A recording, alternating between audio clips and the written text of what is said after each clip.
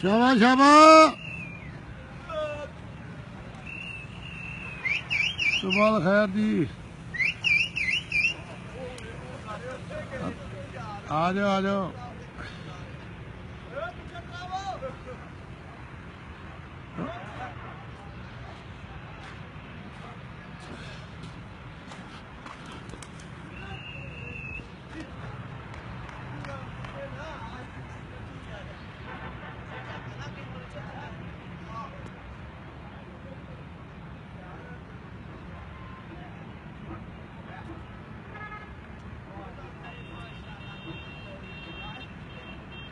इंशाल्लाह आज bright sunshine है। सुबह सुबह थोड़ी धुंध थी, अभी माशाल्लाह सूरज अपने आबोताब से चमका हुआ है।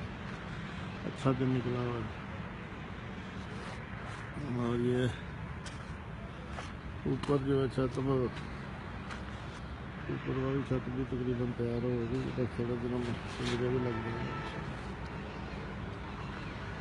ऊपर भी काम हो रहा है अभी दूसरी मंजिल।